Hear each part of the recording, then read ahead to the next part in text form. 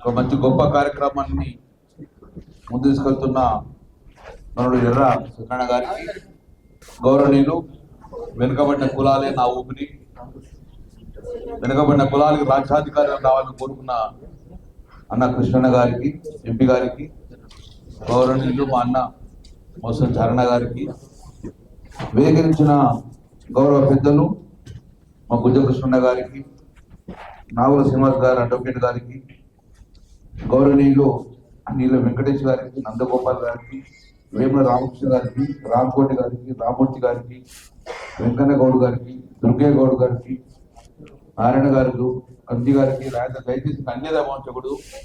ఈ వేదిక ఉన్న మా వెనుకబడిన కుటుంబ సభ్యులకు అందరికీ పేరు పేరు నమస్కారం. చాలా సంతోషం సత్యనారాయణ గారు, మీ సమావేశంలో ఫస్ట్ టైం నేను రావడం జరిగింది. రావాలని ఇంట్రెస్ట్ తోటి రావడం జరిగింది. ఇక్కడ వస్తే ఫలితము పాజిటివ్ ఉంటుంది అని భావిస్తూ వచ్చాను. ఒకటి మాత్రం చెప్పగలుగుతాం, ఎక్కువ సమయం తీసుకోకుండా. దశాబ్దాల కాలం నుంచి కూడా ఏ ప్రభుత్వం కానీ, ఒక ప్రభుత్వం జట్లేదు, ఏ ప్రభుత్వాలు కానీ వెనుకబడిన కులాలన్నిటి కూడా అన్యాయం చేస్తూ వచ్చింది. అన్యాయం చేస్తూ వచ్చినాం కాబట్టి సహించినాం. ఇక మేము అన్యాయం చేస్తూ వచ్చినాం, సహించుతూ ఉన్నారని చెప్పేసి ఇప్పుడు అవమానం చేస్తూ వచ్చింది.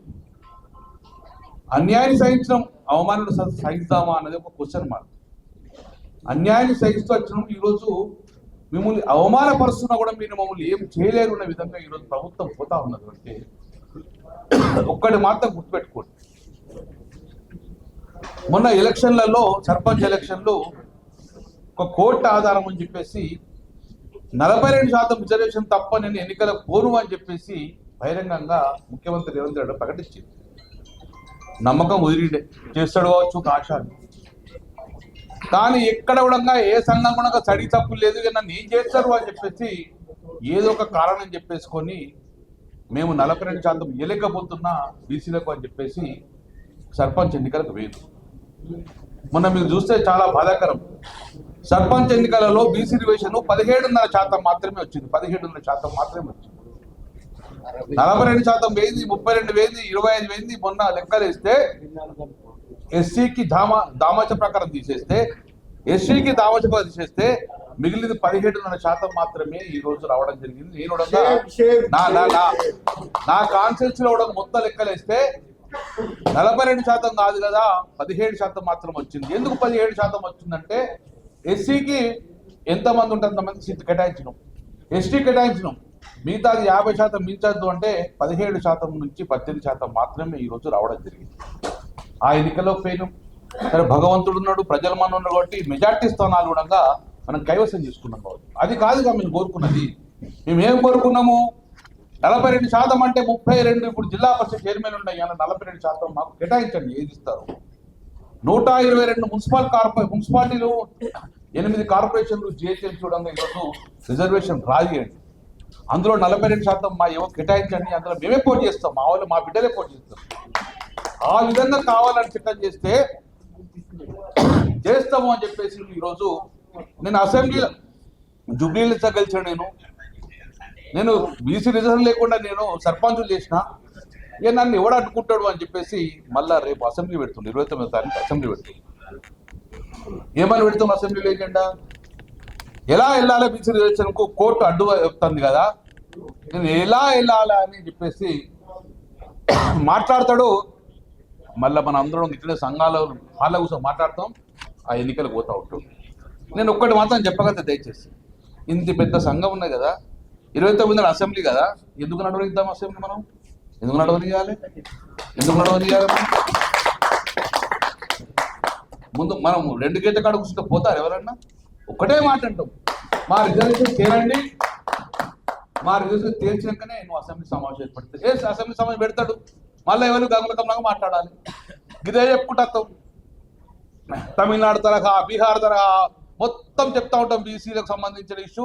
మహారాష్ట్ర ప్రభుత్వం ఏం చేసింది, మహారాష్ట్ర ఎట్లా కొట్టేసింది, తమిళనాడు ఎట్లా, జయలలిత మొత్తం చెప్పుకుంటాం. ఇంటర్ విన్నాక తర్వాత చేస్తారు, నేర్చుకుంటా పోతారు, పాస్ చెప్పేసి ఎలక్షన్ నోటిఫికేషన్ ఇస్తారు. ఎవరికి అన్యాయం జరుగుతుంది? ఈరోజు నీ కన్న బిడ్డలకు ఎలా అయితే ఆస్తి పంచాలని ప్రయత్నం చేస్తావో రేపు రాబోయే భావితరాన్ని కూడా బీసీ యొక్క ఆస్తి పంచాల్సిన బాధ్యత మనందరి మీద ఉన్నది. మనందరి మీద మన బిడ్డలకు అన్యాయం చేస్తామా, భావితరానికి అన్యాయం చేస్తామా? చేయలేము. ఉంటాం కావచ్చు, మనం ఒక 20 సంవత్సరాల కోసం బతాం కావచ్చు, కానీ భావితరానికి అన్యాయం చేసే దిశగా మనం పోవద్దు అని ఈరోజు మన వయసా లేదు, మన ఫలితాలు సాధించుకోలేము, కానీ మన బిడ్డలకు మాత్రము ఈ బీసీ ఫలాలు అందాలి కదా. ఏమన్నా బీసీ కామారెడ్డి డిక్లరేషన్ ఏమున్నది? మనం అందరం బీసీ రిజర్వేషన్ చుట్టే తిరుగుతున్నాం. ప్రజలలో ఎందుకు స్పందన ఎక్కువ రాదు అంటే, చట్టసభల్లో రిజర్వేషన్, ఎంపీటీసీలో రిజర్వేషన్ కావాలంటే ఎంపీటీసీ కొంతమంది ఉంటారు కదా, వాళ్ళ గురించి రాజకీయ మార్పు వచ్చేసారు కావచ్చు, కానీ బీసీ బిడ్డల మొత్తానికి కూడా అవకాశం వచ్చేది ఆ ఎజెండాలో పెట్టిన అంశాన్ని గురించి మనం మాట్లాడాలి. ఏం చెప్పిండు అన్న అంశంలో రాజకీయ కోణం ఇచ్చిపెట్టండి. విద్యా ఉద్యోగాలలో నీకు రిజర్వేషన్ కావాలన్నప్పుడు ప్రతి మారుమూల ప్రాంతంలో బిడ్డ కూడా చేర్చుకోవాలి. ఆ దిశగా ఒకటి అడుగులేయాలి. రెండోది ఏం చెప్పిండు, నాట్ ఓన్లీ రిజర్వేషన్, ఈ యొక్క కాంట్రాక్టు వ్యవస్థలో ఆంధ్ర కాంట్రాక్ట్ ఎవడు, అగ్రవర్ణాల కాంట్రాక్ట్ ఎవడు, తెలంగాణ ఏ కాంట్రాక్ట్ వచ్చినా 40% నా బీసీ బిడ్డ కింద, అది కుర్మాన, ఒడ్డన, కాపు, విశ్వవిద్యాలయం ఎవరికైనా కానీ రిజర్వేషన్ కోటా ఇస్తాను. 2 సంవత్సరాలలో 82,000 కోట్ల రూపాయల ఇది నిధులు టెండర్ పిలిచారు. ఖమ్మంలో కానీ పాలెల్లో కానీ 82,000 కోట్ల రూపాయల టెండర్ పిలిచారు. అందులో 42% అంటే సుమారు దగ్గర మనకు 35,000 కోట్ల రూపాయలు బీసీ బిడ్డకు అత్తుండే, కానీ వచ్చింది ఎంత తెలుసా? 2 ఒక్క రూపాయి కూడా బీసీ బిడ్డలకు రాలేదు. మరి ఎవరికి వచ్చింది? తెలంగాణ కాంట్రాక్ట్ కూడా రాలేదు. మళ్ళీ గదే మెగా కాంట్రాక్ట్ వచ్చింది, గదే బొంగులేటి సినిమాకి వచ్చింది. టోటల్ కాంట్రాక్ట్ 82,000 కోట్ల రూపాయలు కూడా ఈరోజు ఆంధ్ర కాంట్రాక్టర్ మాకు వచ్చింది. అందులో ఒక బీసీ బిడ్డ కూడా ఉండాలి. మరి ఏది దీనికి ఏ కోట అడ్డు చెప్తుంది? 42% రిజర్వేషన్ బీసీ బిడ్డలకు ఇవ్వాలని చెప్పి కాంట్రాక్ట్ ఏ కోటరికి అడ్డు చెప్పింది? నీ చేతులు ఉన్న పనిగా ఎందుకు ఇవ్వలేకపోతున్నావు అంటే, మీరు ఏం చేయలేరు కదా, మీతో ఏం కాదు కదా అనే భావంలో ఈరోజు అహంభావంగా గర్వపూరంగా ఉంటే ఇట్లా చాలా కూడా కార్యాలు మరుగుతా ఉంది. ఏం చేయలేకపోతుంది, మేము చేయలేకపోతుంది. ప్రభుత్వం మీద ఈ ప్రభుత్వం కాదు, ఏ ప్రభుత్వం కూడా మీదే కదా, మాకేం ప్రభుత్వం ఉంది కదా. 1956 నుండి ఈ రాష్ట్రాలలో, ఈ 2 రాష్ట్రాలలో ఏ ఒక్క బీసీ కన్నా ముఖ్యమంత్రి పదవి వచ్చినా కూడా గుంజుకొని పేరు తప్ప కానీ ఈరోజు అవకాశం కలిగేది. ఎక్కడైనా కూర్చుంటే బీసీ బిడ్డ ముఖ్యమంత్రి అయితే మా కొంత ఒక 10% బీసీకి న్యాయం చేస్తున్న అవకాశం ఉంది, ఎక్కడ రాలేకపోయింది. మరి ఎందుకు లేదా? సంఖ్యాపరంగా రాజ్యాధికారం కావాలని కోరుకుంటున్నాం కదా, సంఖ్య తగ్గిందా? లేదు, తగ్గలే, పెరుగుతా ఉంది. బీసీ సంఖ్య పెరుగుతా ఉన్నా కూడా రాజ్యాధికారం వస్తలేదు అంటే ఇక్కడ లోపాలు జరుగుతుంది. మీలాంటి నాయకులు, పెద్ద నాయకులు దయచేసి ముందుకు రావాలి. డెఫినెట్ గా మాలాంటి మేము ఎంబడి ఉంటాం, మాలాంటి అందరూ ఎంబడి ఉంటాం. అవకాశం వచ్చినప్పుడు డెఫినెట్ ఇస్తాం. రేపు అసెంబ్లీ డెఫినెట్ పెడతాడు. దేని మీద పెడతాడు? మేము మళ్ళీ జిహెచ్ఎంసీ ఎన్నికలకు పోవాలంటాడు. జిహెచ్ఎంసీ ఎన్నికలు 300 డివిజన్లు ఉంటాయి, 42% మాకి 120 వస్తాయి. ఇస్తావా మాతో? రిజర్వేషన్ ఇస్తాం ఎవరైనా కానీ ఇయ్యాడు. మళ్ళీ అదే 22, 33 ఇస్తారు. మిగతా మనం ఆర్థికంగా వెనుకబడి ఉన్నాం, ఆర్థికంగా ముందు వాళ్ళు ఎత్తుకోపోతారు. కొంతమంది జూబ్లీ ఎన్నికల లెక్కలు అయినట్టే పోతాయి. మళ్ళీ లైఫ్ మన బిడ్డ ఏంటంటే జై జెండా పట్టుకుని కూడా తప్పగా ఏం లేదు, పరిస్థితి లేదు. సో అలాగే జిహెచ్ఎంసీ ఎన్నికలు కూడా మన రేపు పొద్దున 42% పెడితే కోర్టు అడ్డు పెడుతుంది కాబట్టి రావాలి. ఈ రోజు తమిళనాడులో ఇదే అంశం నుంచి నాడినప్పుడు 7.5 సంవత్సరాలు స్థానిక సంస్థలకు పోలేదు. 7.5 సంవత్సరాలు స్థానిక సంస్థ పోలేదు. మళ్ళా జయలలిత గారు 92లో రాజ్యాంగంలో సవరణ జరిగిన తర్వాతనే మళ్ళా స్థానిక సంస్థలు ఆ రోజు 56% నుంచి పోయడం జరిగింది. ఈ రోజు కర్ణాటకలో ఇదే కాంగ్రెస్ ప్రభుత్వం ఉంది. కర్ణాటకలో ఇదే కాంగ్రెస్ ప్రభుత్వం ఉంది. 3.5 సంవత్సరాలు దాటిపోయింది. ఈ రోజు వరకు కూడా ఇంతవరకు కూడా సర్పంచ్ ఎన్నికలు జరగలేదు. ఎందుకంటే ఈ బీసీ దేశం అడ్డవుతుంది. మరి మన దగ్గర ఎందుకు జరుగుతుంది? మన దగ్గర ఎందుకు జరుగుతుంది?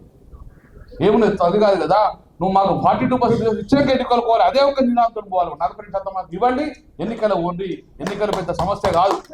7 సంవత్సరాలు 10 సంవత్సరాలు ఎన్నికలు జరగకుండా రాష్ట్రాలు చాలా ఉన్నాయి కాబట్టి మాకు ఆ ఎన్నికలు ముఖ్యం కాదు. మాకు కావాల్సింది ఎన్నికలు కూడా రిజర్వేషన్ 40% ఇచ్చిన తర్వాత అది కూడా చట్టబద్ధత ఇచ్చిన పార్టీపరంగా ఇచ్చిన కాదు, చట్టపరంగా ఇవ్వాలని చెప్పి ఆ డిమాండ్తో ముందుకు పోతే డెఫినెట్ సఫలీకృతం.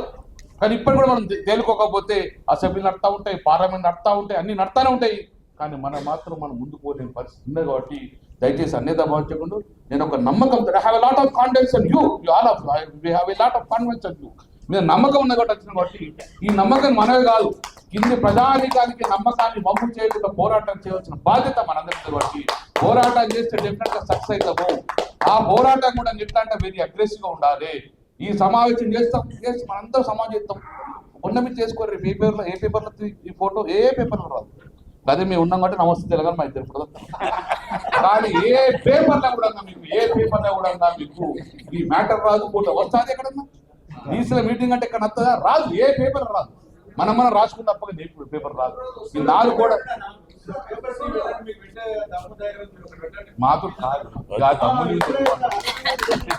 దమ్ము గురించి మనకి నేనేమంటా ఆవేదన దయచేసి ఎవరు క్వశ్చన్ చేస్తలేడు. వాస్తవాలు చెప్పుకోవాలి. ఈ 4 గోడల మధ్య జరిగే అంశం బాగా ప్రపంచం కోసం పోదు.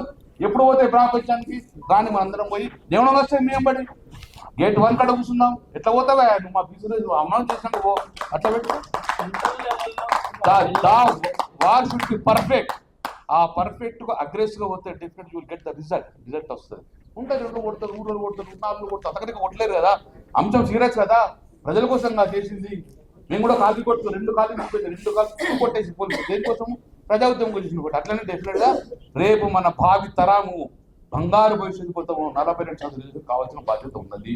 ఇది చట్టం చేయాల్సిన బాధ్యత ఉంది. చట్టం వచ్చే వరకు నీ చేతిలో ఉన్న నిధులు ఇవ్వండి.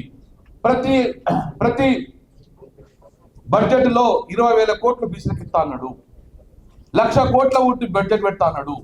2 బడ్జెట్లు అయిపోయింది. 3వ బడ్జెట్ వచ్చింది. 2 బడ్జెట్లు గుండు సున్నా, ₹1 చేయలేదు. వచ్చే బడ్జెట్ లో గుండు సున్నా పెడతారు. కాబట్టి నేనేమంటాను, ఇన్ని ఫెడరల్ కార్పొరేషన్ కాబట్టి ప్రతి బడ్జెట్ లో 20,000 కోట్లు పెడుతున్నది. దానికి ఏ రాజ్యాంగం అడ్డుపడుతుంది, ఏ కోర్టు అడ్డపడుతుంది? దాన్ని ఇమీడియట్ గా వచ్చే బడ్జెట్ లో మార్చిలో బడ్జెట్ పెడతావు.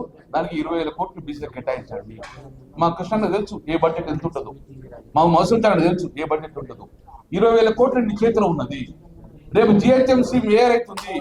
బీసీని ప్రకటించి బీసీకి ఇస్తాను ప్రకటించు. టీఆర్ఎస్ గవర్నమెంట్ ఉన్నప్పుడు ఎప్పుడు జిహెచ్ఎంసీ ఎన్నికల బీసీ కేటాయించిన కాబట్టి ఈసారి నువ్వు బీసీలో ప్లే ఉంటే జిహెచ్ఎంసీ కమిషన్ నువ్వు ఇమీడియట్ గా బీసీకి ఇస్తా చెప్పి ప్రకటించు. ఎవరైనా మా బీసీ వచ్చేది ప్రకటించలేరు.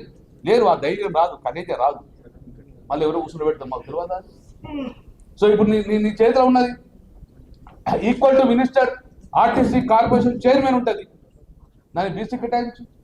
టీఆర్ఎస్ గవర్నమెంట్ 2 సార్లు మనం బీసీ కేటాయించినాం. ఇది నీ చేతిలో పరిణామం ఇస్తలేవంటే నీ గుండె ఇచ్చే కొట్టుకుంటలేదు, నీకు ఇచ్చే ప్రేమ లేదు. అడ్వకేట్ జనరల్ గా ఎన్నో ఉన్నాయి, సో మెనీ.